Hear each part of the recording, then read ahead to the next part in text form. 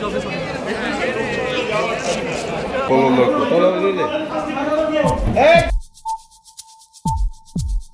খবর এলো? এইমাত্র খবর এসছে জেলা আদালত থেকে এবং জেলা বিচারক খবর দিয়েছেন যে ইমিডিয়েটলি কোর্ট বিল্ডিং এ রিমুভ করে দিতে সবাইকে, কারণ একটা বোমা আতঙ্ক ছড়িয়ে পড়েছে।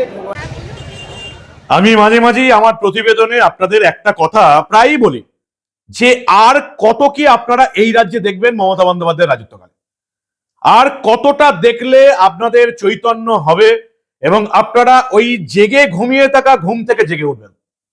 অবিশ্বাস্য ঘটনা যা ঘটছে, এই রাজ্যের মানুষ কখনো কোনোদিন ভাবতে পারেনি, কখনো কোনোদিন নিজের চোখে দেখেনি। আর এর রেজাল্ট কি আগামী কয়েক বছরের মধ্যে মানুষ বুঝতে পারবে যদি 2026-এর নির্বাচনে এই মমতা বন্দ্যোপাধ্যায়ের অপদার্থ অযোগ্য সরকারটাকে সরানো না যায়। কি হলো আজকে? রাজ্যের একটার পর একটা আদালত থেকে বোমা তঙ্কের খবর আসছে, একটা দুটো তিনটে নয়, একের পর এক। সকাল থেকে অদ্ভুত ভাবে দেখলাম, প্রথমে আসানসোল, দুর্গাপুর, তারপরে চুঁচুড়া, তারপরে Kolkata city civil court, Bangshal court, তারপরে বহরমপুর, পশ্চিম বর্ধমান জেলা ও দায়রা জজ আদালত। অবিশ্বাস্য। এই মুহূর্তে যখন এই প্রতিবেদন করতে বসেছি, প্রায় 7 থেকে 8টা আদালতে বোমা তঙ্কের খবর এসে গেছে। প্রত্যেকটা জায়গাতে বোম স্কোয়াড গেছে, কোথাও বোম স্কোয়াডের পুলিশ কুকুর গেছে, কোথাও পরীক্ষা নিরীক্ষা করা হচ্ছে, বিভিন্ন জায়গায় কারো কাছে ইমেল গেছে, কোনো বিচারপতির কাছে ইমেল গেছে, কোথাও চিঠি গেছে, এক এক জায়গায় আবার রীতিমতো হুমকি মেল পাঠানো হয়েছে। পশ্চিমবঙ্গের বিচারক এবং তামিলনাড়ু দিয়ে বিভিন্ন রকমের মেল পাঠানো হয়েছে। অবিশ্বাস্য ব্যাপার। হঠাৎ করে কেন কেউ গোটা বিচার ব্যবস্থাটাকে ভয় পাওয়াতে যাবে? অর্থাৎ এই যে আদালতগুলোর নাম আমি বললাম, আসানসোল, দুর্গাপুর, বহরমপুর, চুঁচুড়া, কলকাতা, কলকাতার ব্যাংসাল, নগর দায়রা আদালত, এই বিভিন্ন জায়গায় না জানি এখন এই প্রতিবেদন করার সময় আর কয়েকটা আদালতের ছবি হয়তো আমাদের সামনে এখন উঠে আসছে। একসঙ্গে এতগুলো আদালতে বোমা তঙ্কের ছবি আজ অব্দি এই পশ্চিমবঙ্গের ইতিহাসে কোনোদিন হয়নি।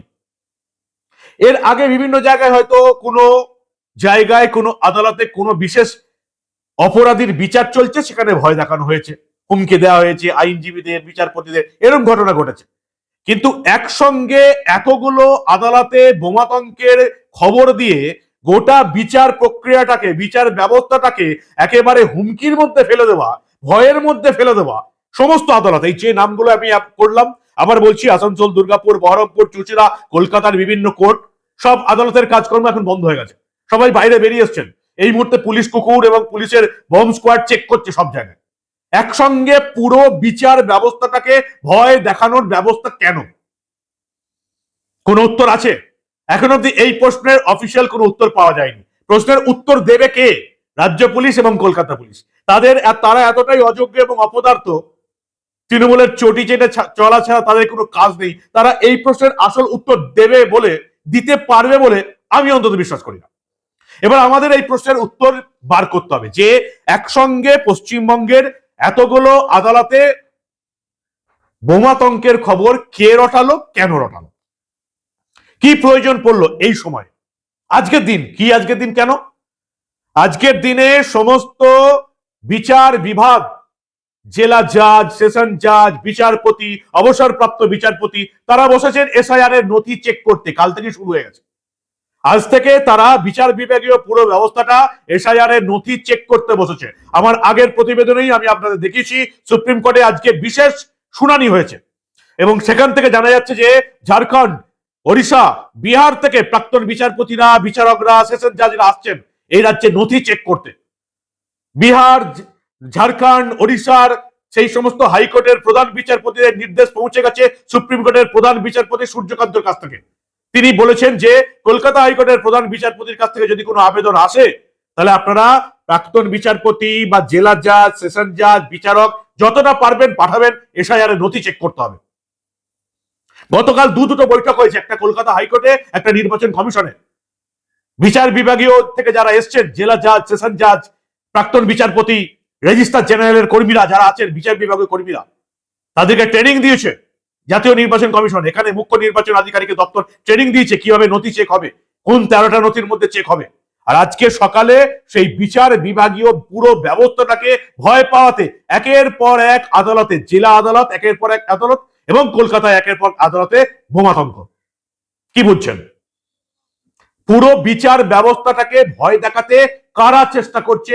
ঠিক এসআইআর নথি চেকিং এর একেবারে প্রথম দিন থেকে বলেছিলাম না, এই রাজ্যে আর কত কি দেখবেন সেটা এবার আপনাদের ঠিক করতে হবে যে এই রাজত্বে আর কত কি দেখবেন। ঠিক কি কি হলো এক ঝলক কিছু ছবি এবং মানুষের বক্তব্য দেখুন। যদি আপনাদের চৈতন্য হয়, এই রাজ্যের ভোটাররা যারা এখনো মনে করছেন মমতা তৃণমূলকে ভোট দেবেন, তাদের যদি সামান্যতম চৈতন্য হয়, কিছু ভিডিও এবং ভিজুয়াল দেখুন আপনারা।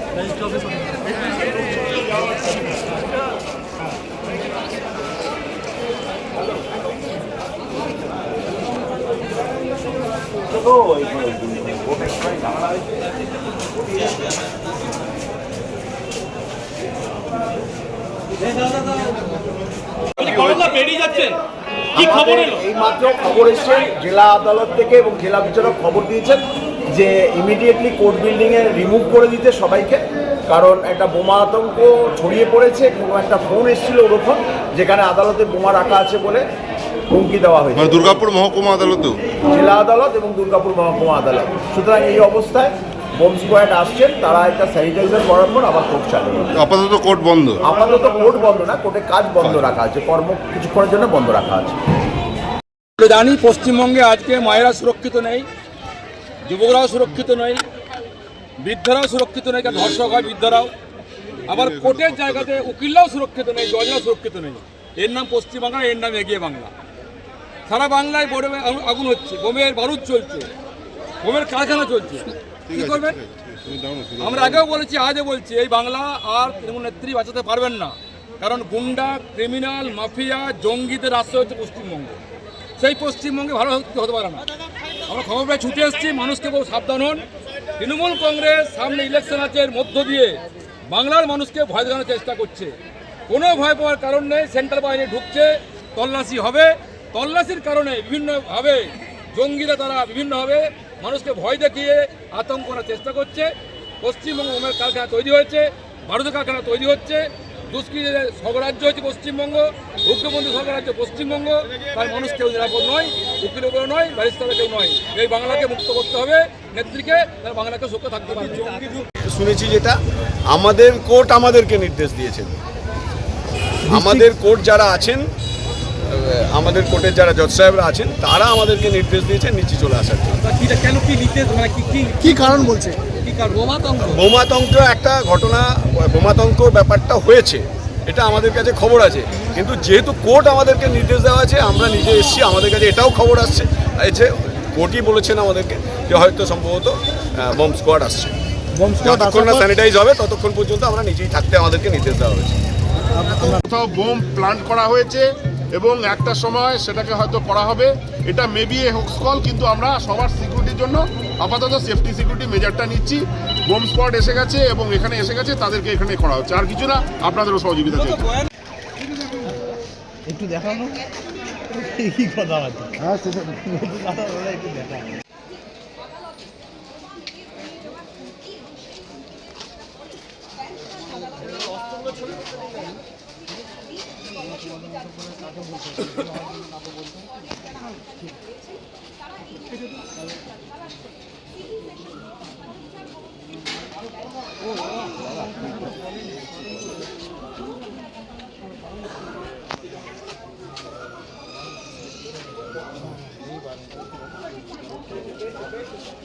ঠিক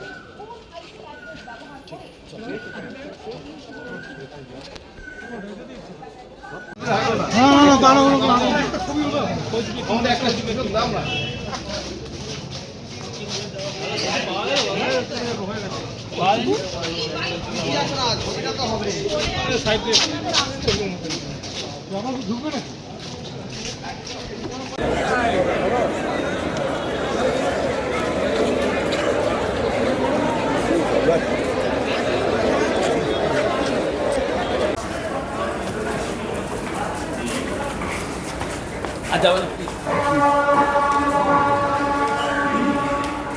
বাইরে বাইরে বাইরে বাইরে বাইরে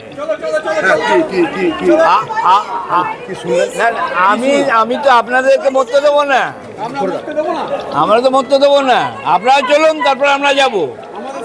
আপনারা মরবেন, হিরো হয়ে যাবেন, আমরা সেটা বেল পিটিশনও করছিলাম, সঙ্গে সঙ্গে ডিস্ট্রিক্ট জাজ বললেন একটা উড়ো ফোন এসছে যে কোর্টের আশেপাশে বোম আছে। ঠিক আছে, এই জন্যই তিনারা নেমে গেলেন, এটা নিয়ে তদন্ত।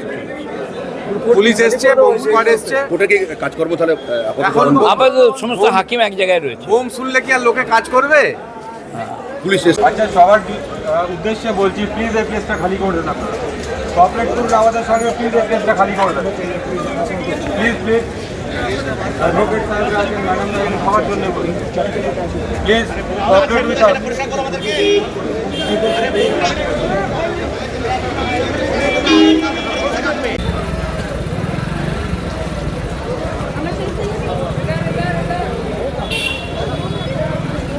আসানসোলে দেখলাম পশ্চিম বর্ধমান জেলা দায়রা জজ আদালত বেলা 11টা নাগাদ এই জজ আদালতের মুখ্য বিচারকের কাছে একটি মেল আসে এবং সেখানে বলা হয় আদালত চত্বরে বোমা রাখা আছে, 1টা নাগাদ উড়িয়ে দেওয়া হবে। সঙ্গে সঙ্গে পুলিশ কুকুর যায়, তদন্ত করে। প্রত্যেকটা জায়গার এই একই অবস্থা।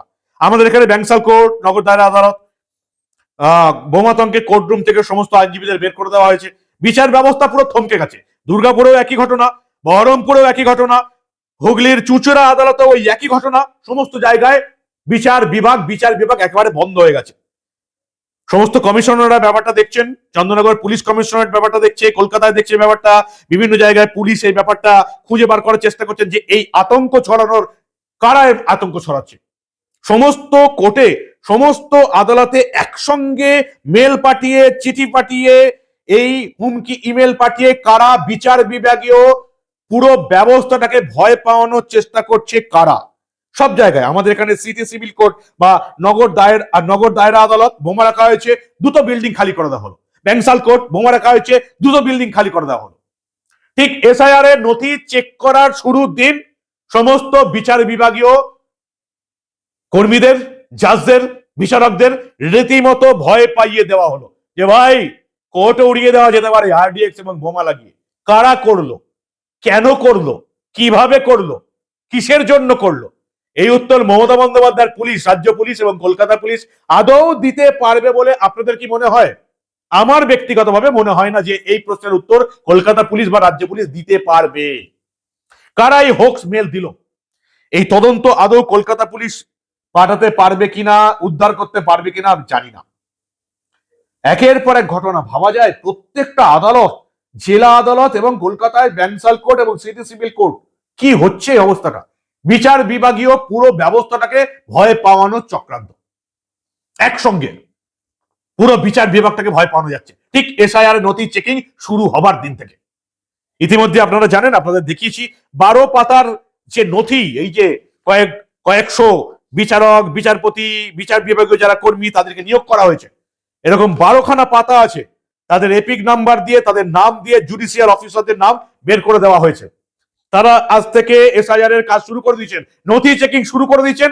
আর সেই সময় গোটা বিচার বিভাগীয় ব্যবস্থাটাকে একেবারে থমকে দিয়েছে বিভিন্ন জেলায় বিচারপতিদের, মুখ্য বিচারপতিদের কাছে চলে যাওয়া এই হোক্স মেল বা হুমকি মেল বন্ধ হয়ে গেছে। বহরমপুর আদালত, চুঁচুড়া আদালত, আসানসোল আদালত, দুর্গাপুর আদালত, কলকাতার ব্যাংসাল কোর্ট, নগর দায়রা আদালত, আমি জানি না আর কোথায় কোথায় এই হুমকি মেল গেছে। এখন হয়তো আরো খবর আসবে।